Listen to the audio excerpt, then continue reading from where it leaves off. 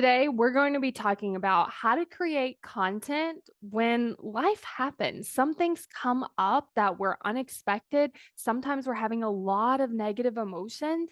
And I really wanted to talk to you about how do I approach this when I've still decided that I want to create content? So the first thing that I actually do is I remind myself that I don't have to.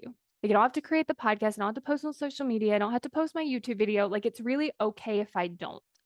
Because then from that place, I really get to access do I want to create content?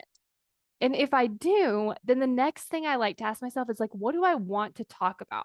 Because sometimes when you're in that really hard place or there are a lot of negative emotions coming up, you might not want to talk about something that's super positive or super happy. And so I like to just check in with myself. What is the thing that I do want to talk about from this place? Another thing that I like to do is just give myself space to feel and process through those emotions. So, what we talked about in yesterday's episode is processing those emotions, giving myself plenty of space to do that. And even if I need to stop creating the piece of content, just take a break, process through an emotion, and then come back, I allow myself to do that. I also adjust my expectations. So, for me, I normally record 4 or 5 of these podcasts at a time. So, maybe at a time when there's a lot of negative emotion or things feel really hard, what I like to do is I'm okay, well, let's just do one. Let's just do two. And I like to repeatedly ask myself, do I feel like doing another one? If the answer is yes, I do. And if the answer is no, I just give myself that permission to stop and not judge myself for it later.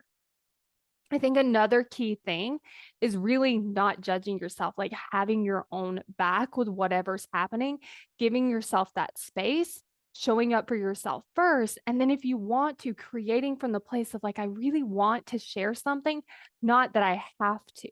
So if you're wanting to create content, even when things feel really hard, even when you're having a lot of negative emotion, again, just checking in with yourself, do I want to? And I think again, it's even checking in with yourself each time. So the next day you can ask yourself again. The next day you can ask yourself again, and you can decide not to at any point. Because I think what makes it so hard is when we're almost creating that resistance where it's well, I have to do this thing and I'm going to do it, even though I'm not really feeling like it. Instead of meeting ourselves where we're at, comforting ourselves, giving ourselves that space, processing through the emotion, and then deciding if we want to create the piece of content or not.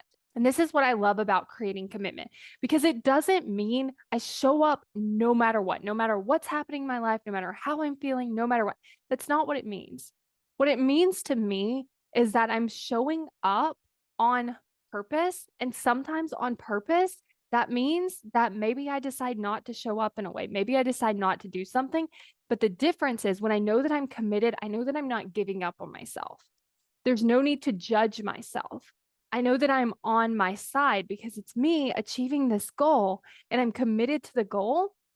But even if I don't do something for a reason that I love, I still have my own back because I know that that's what I'm working toward and I'm committed to it. So there's no need for me to judge myself. So if this is something that you're interested in so that you can change that relationship with yourself and the way that you approach achieving goals, then make sure you go to createcommitment.com to sign up for the waitlist.